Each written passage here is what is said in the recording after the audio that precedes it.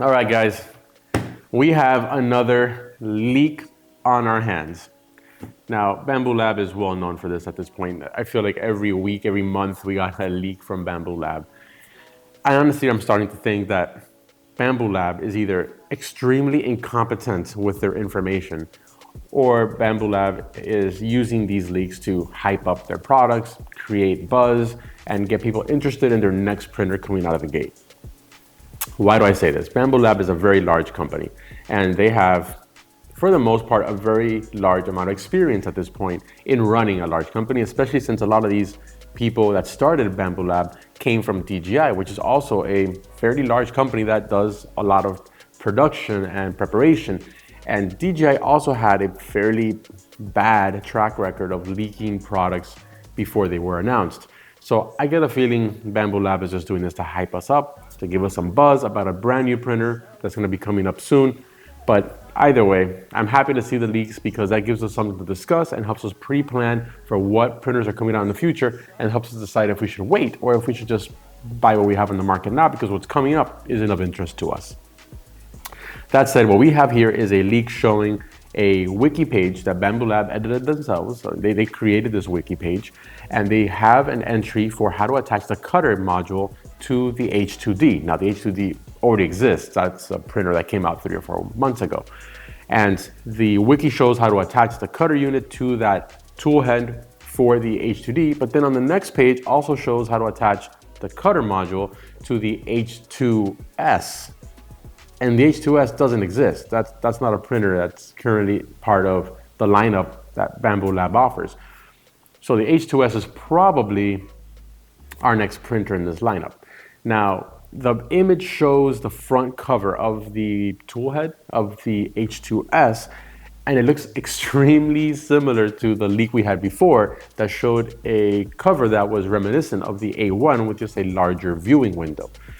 The picture clearly shows something that looks identical to that cover. So I feel like that gives some validity to this leak. This is probably gonna be exactly what we saw in that previous image showing that tool head that was a single nozzle type tool head. And I don't expect there's gonna be many changes from what we saw there because this wiki page, either because it was mispublished or because it's leaked on purpose, is basically showing you that yes, this is a single nozzle system, right? Now H2S, let's break down that name a little bit. We think the hybrid is what the H stands for. It's a hybrid system that allows you to have laser modules and cutters and plotters and everything else. So I think the H is still there because this machine will still allow you to add a laser, cutter, plotter, you name it. So with that said, the H is out of the way. The 2 we think stands for second generation. So all of the first printers, A1, P1S, P1P, X1 Carbon, all have 1 in the naming structure. And we think this stands for the generation of printers. The H2D really was kind of their second generation printer in that regard. So I think the 2 is gonna stay for any printer made from now on for a certain amount of time at least to designate that this is a second generation Bambu Lab product.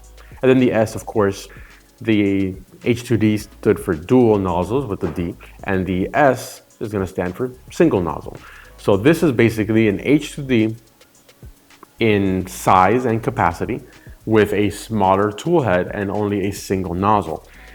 You have some benefits there that we already can predict based on this. The H2D bed area is a 350 by 320 by, I think it was 325 Z. And that means that this printer, because you have only a single nozzle, should be able to reach every part of that bed without problem, meaning that it is a full 350 by 320 X and Y with no deviation from that. Because the H2D was 350, but you couldn't reach all of that 350 with one nozzle because the dual nozzle system meant that only the left side could be reached by the left nozzle and on the right side can only be reached by that right nozzle. So you really didn't get 350. You never got 350. You got like 320 and change. So this system should allow you to get the full 350 by 320 without any compromise there at a minimum. It could be more. I don't know what Bambu Lab is planning. We haven't seen any images or leaks that really show the bed size. But the expectation would be that at a minimum, you're gonna get the 350 by 320 bed size, because that should not diminish. If anything, it would increase, assuming that the smaller tool head allows more of that bed to be available or more bed to be added to the machine for you to access. But at a minimum, 350, 320, and then we know the Z axis is gonna be 340 because that previous image showed that 340 size. So we're at least gaining 20 more millimeters, give or take 15 to 20 more millimeters on the Z axis, and we're assuming you're keeping the 350 by 320. Obviously, as we get more leaks in the future, we'll know more, but for right now, that is the minimum expectation that we can expect based on what we know so far. This puts us in an interesting position on, what to buy. If you're looking for a dual nozzle system, I mean, the H2D has been amazing. We've had no problems with it here. I've printed with it extensively for as long as I've had it, about 2 months and a half. And I have no complaints about that printer. I do have some complaints about the AMS2 Pro, which I'll cover in an upcoming video. But the AMS2 Pro is a separate thing from the H2D, and the H2D itself has printed great. I've had no problems with it. It is, though, a compromised build area, and this may correct that. So if you're looking for a printer that is large, 350 by 320, and lets you access the full bed area, and you don't really need the dual capabilities of the H2D. You don't need to print in two materials or two colors with minimal purge, because you're just printing in one color, and you don't really care about multi-material anyways for the most part. This might be the printer to wait for. Now, pricing we don't know, of course, if it's anyone's guess. Who knows? H2D is at $2,200 with the AMS included, and the X1 Carbon is at $1,400 with the AMS included. So you're looking at a $800 spread between those 2 points. I would assume the H2S would come in right in the middle of that, so a $400 increase from the X1 Carbon. You're looking at probably somewhere in the $1,800 range. Bambu Lab also knows that the K2 Plus exists on the market from Creality, and that is a 350 by 350 printer with a multi-material system for $1,500. I'm sure that Bambu Lab, just like you and I, can see the market and knows that that is a compelling argument to pick up. It's a very large size printer, good volume on it, with a multi-material system. It's not the Bambu Lab level, perhaps, of quality. There have been some issues with it that have been repaired by users, and there's some caveats there. The Creality is not at the same level as a Bambu Lab. Anyone who tells you otherwise is just misguided or hallucinating. I don't know what to tell you. But Bambu Lab does have a higher quality ceiling for sure in comparison to Creality.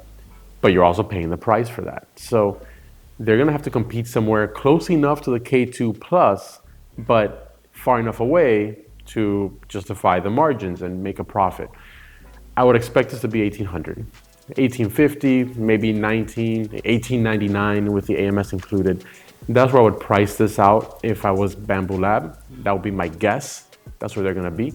So we don't know for sure what the price is gonna be, but I think that's a fair bet. You're looking at $1,800 to $1,900 as just a guesstimate toss into the wind. I don't see this coming in at 15. I think it'd be too expensive to manufacture to put it at that price, because if it is a hybrid system, right? The H stands for hybrid. You're gonna still have the plotter, the cutter, and the laser, which means you still have to have a fireproof chassis with the flame sensors and all of that built into this machine for people that do wanna have that laser module added. And that is all extra expense and cost you need to build into this machine to make it more fireproof and to have those sensors on board. I don't see a way where that helps bring the price down. The hybridness of the system is going to inherently increase the price. So I don't think you're gonna get away from $1,800 to $1,900. But if you were thinking of getting an H2D, slightly more than you wanted to pay, and you really don't need the dual printing capabilities of that dual nozzle system, the H2S might be exactly what you're looking for.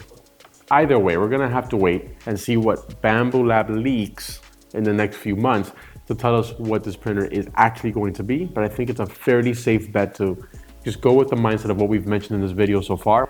Till then, if you're holding off on a purchase, you may want to hold off a little bit more. I anticipate this will be fully released or leaked by November of this year to target a lot of the holiday sales.